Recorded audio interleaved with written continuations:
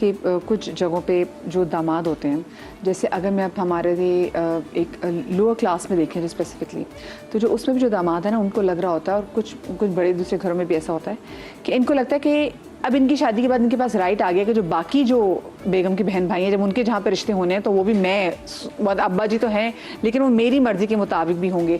इसलिए मैंने lower class में तो अक्सर देखा हुआ है कि वो कहते हैं अच्छा हम ब्याह दिए तो मेरी बहन के रिश्ता, अगर तुम्हारा भाई है तो लाइक भाई है तो मेरी बहन का तो रिश्ता फ़ौरन लो, और अगर नहीं रिश्ता लोगे तो फिर तुम तुम्हारी बहन को यानी भिजवा दूंगा। ये वट्टा सट्टा वाले जो रिश्ते हो जाते हैं। तो मुझे बताएं कि ऐसी सूरत हाल में और ऐसी क्या बाउंड्री अगर यहाँ पे सेट की जाए कि अगलों को ये ना लगे कि ठीक है हम दामाद ज़रूर हैं but that does not mean कि बाकी जो बहन भाई आ गए हैं उनकी ज़िंदगी के फैसले भी मुझे लेने हैं।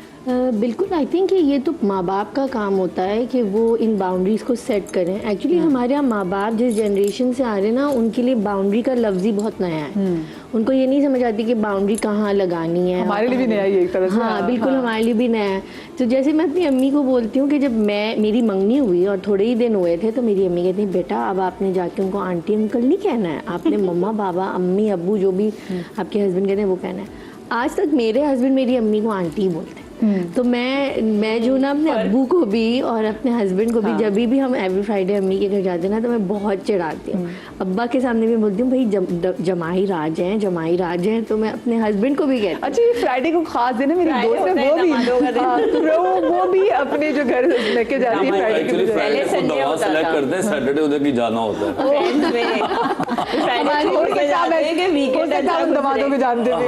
सैटरडे हमने भी तो बैठना है। थैंक यू, आप अपने सीक्रेट्स हमें बताएंगे।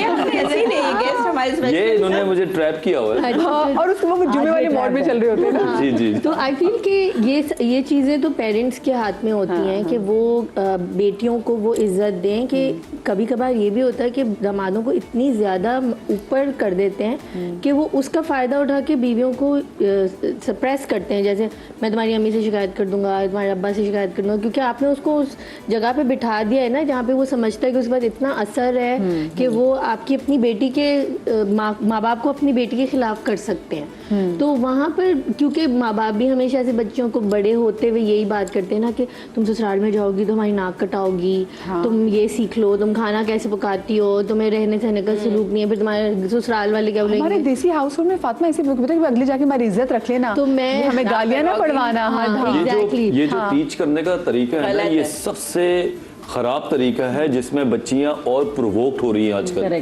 जो टीनेजर पेशेंट्स मेरे पास आ रही हैं, टॉक्सिक वैसे कह सकते हैं नहीं, अब तो बच्चों को बहुत समझ आती है कि ये चीज गलत है। मिसाल के तौर पे आप ये बोल रहे हैं कि तुम कैसे बैठी हुई, तुम ठीक बैठ जाओ, अभी बात यहाँ खत्म हो सकती है लेकिन नहीं होती जब तक फ्यूचर प्रेडिक्शन इसमें नहीं आएगी कि कल को तुम अपने ससुराल जाओगी तो वहां तुम बैठोगे तो लोग तुम्हें चार बातें करेंगे। इससे जो है ना वो सीखने के बजाय वैसे ही बैठने के लिए प्रोवोक्ड हो रही होती है। उसके दिमाग में एक नेगेटिव इमेज ऑलरेडी बन रहा होता है। इस वाले जो बच्चे जो एज ग्रुप के होते हैं वो पलट के कहते हैं हम कर लेंगे मैनेज, आप बिल्कुल सुकून में रहे, आपने अपनी जिंदगी गुजार दी अच्छे से, उठने बैठने उनको हम जवाब दे देंगे, उनसे हम निपट लेंगे। बाउंड्रीज को भी लेकर आ जाते हैं फौरन कि भाई ये मेरी मर्जी है, मेरा प्राइवेट स्पेस है, मैं कैसे भी बैठूं। बट एक्चुअली क्या हो गया, मतलब वो कैसे बोल सकते हैं। एक्चुअली हमने बच्चों की जो सही और गलत बाउंड्रीज है ना उनको इतना ज्यादा ओवर कर दिया है कि वो चिढ़ गए। तो जब आप उनको सही बात भी बोलते हैं ना तो वो चिढ़ जाते हैं, क्योंकि आप हर दूसरी चीज़ को इतना ओवरवेल्म कर देते हैं।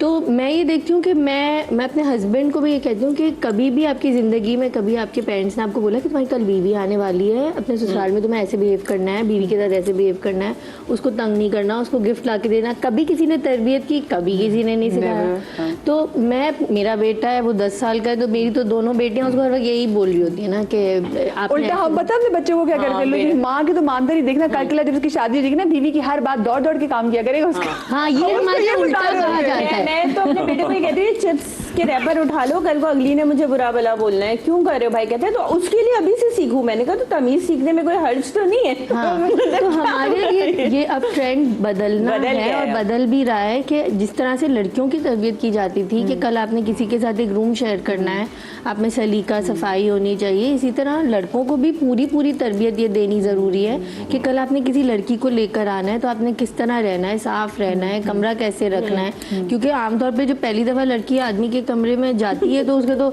ऐसा मैस होता है तो वो सिंपली ये बोलते थे ये लड़के का कमरा है ना। हाँ, और वो कहते हैं ये तो तुमने ही आके साफ करना है, फिर लड़कियां वही कहती हैं मतलब ये हमने ड्रामा फिल्मों में देखा था, ये romantic talk है। कहीं उल्टा भी होता है जहाँ लड़कियाँ फैलाती हैं और हस्बैंड समेट रहे होते हैं। ये आजकल तो ज़्यादा ही होता है। आजकल ये है, होता है बहुत ऐसे? ज्यादा जी हाँ, है मेरे यहाँ यही होता है। आजकल ट्रेंड चेंज हो गया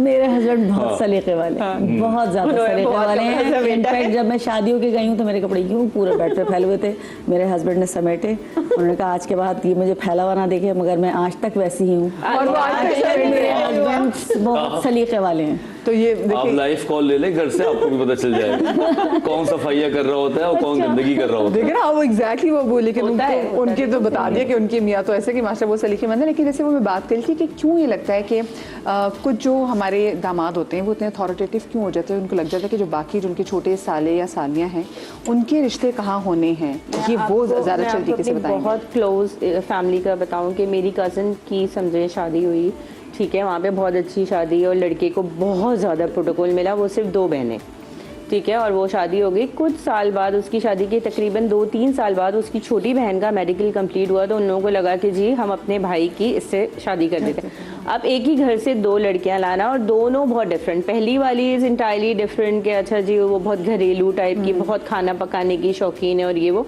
उसको भी उन लोगों ने ज़रा मतलब ताने वाला सीन होता है ना कि अच्छा जी तुम इतनी कम बेडशीट लाई थी, तुम ये लाई थी, वो वाली, बट अच्छी गुजर रही थी क्योंकि बहुत वेल सेटल था सारा। दूसरी लड़की के उन्होंने पूछ के उससे उसकी मर्जी से उसके देवर से मंगनी हो गई। 1 साल चीज़ें सही चलती रही इनके दरमियान में। जब जो मेरी कज़न चीज़ है डॉक्टर, उसको लगा कि नहीं जी ये लोग, इन लोगों ने तो इसका सत्यानाश करके रखा हुआ है, इसको किसी खाते में नहीं ला रहे, उन लोगों ने जाके दोबारा से बातचीत की और उन्होंने इस्तिखारा किया। उन्होंने 2 बार किया, 3 बार। सामने दामाद का भाई था जिसको मना करना इतना आसान नहीं था। खैर उन्होंने मना कर दिया। आप यकीन करें कि वो दिन था, उस लड़के ने क्या स्टेटमेंट दिया, उसने कहा कि अब जो हमारी भाभी है उसकी शक्ल देखने को आप लोग तरसेंगे, अब इसका सिर्फ यहाँ से जनाजा जाएगा। इतने एक्सट्रीम, जबकि वो लोग बहुत पढ़े लिखे और बहुत दीनदार लोग। रिजेक्शन उनको ईगो हर्ट हो गई। ईगो हर्ट हो गई। वो लड़की वाकईतन उसके बाद शायद 10 या 12 साल अपने फादर की डेथ पे आई, उन्होंने नहीं मिलने दिया।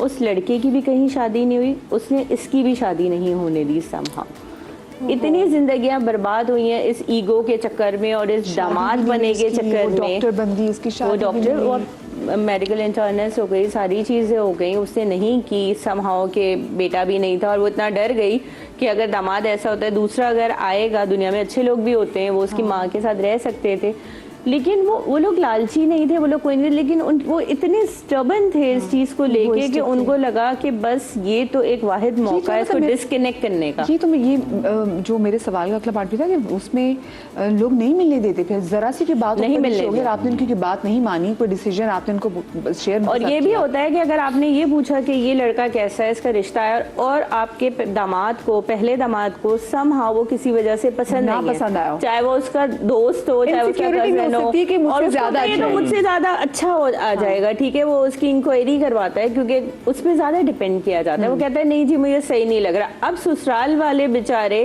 इस कैफियत में होते हैं कि लड़का तो हमें पसंद आ रहा है, वो लोग इतना बेचे जा रहे हैं, लेकिन हम अपने दामाद जी को कैसे नाराज करें।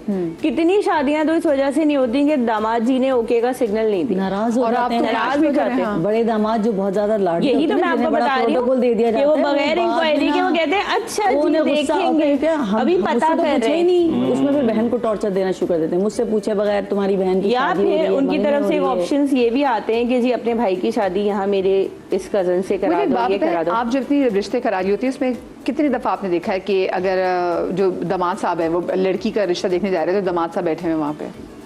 बहुत दफा मेजोरिटी ना अगर आप उनको बुलाएं उनकी इज्जत का मसला हो जाता है, क्योंकि जब आप उनसे रिश्ते की बात करते हैं पहली बात ये होती है आपने पहले तो नहीं बुलाया, पहले तो आपने हमें इस काबिल नहीं समझा, तो वो बिठाना पड़ता है। समहाउ बहुत सारी हमारी ऐसी चीज़ें हैं जिसमें हम दामाद, वो खुद अपनी मर्जी से नहीं आए तो देखें अलग बात है।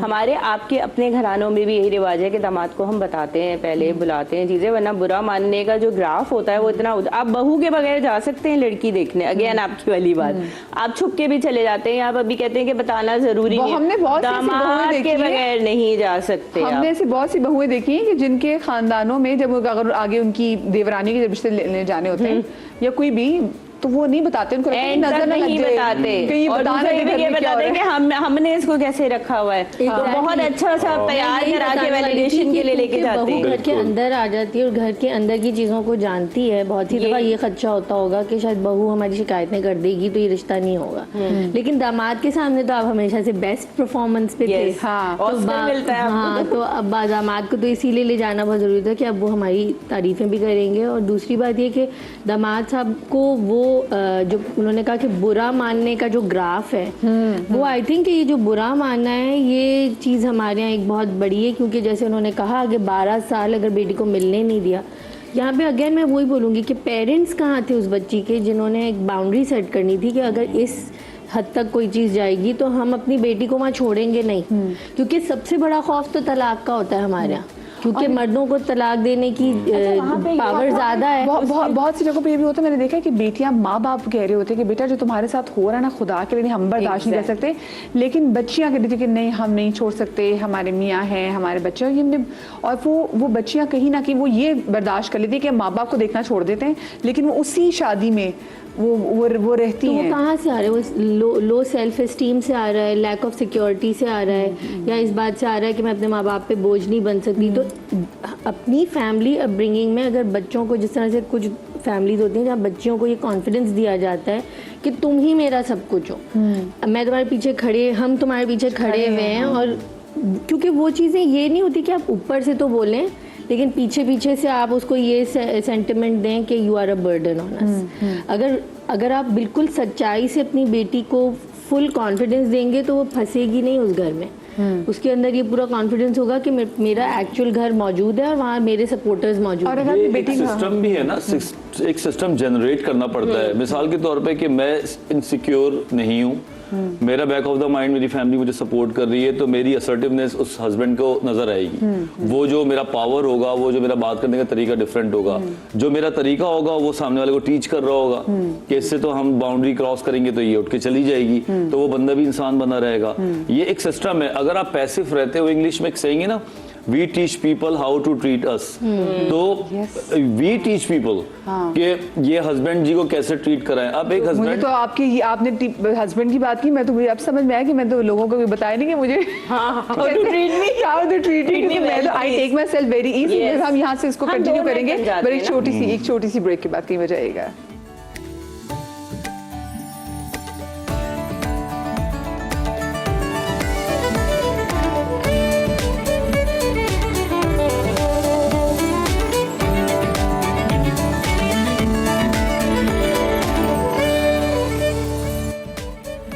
जी जनाब, welcome back after the break. इमाम मुत्तक़ियान का कॉल है कि अगर किसी शख्स का ज़र्फ़ आज़माना हो तो उसको इज़्ज़त दो।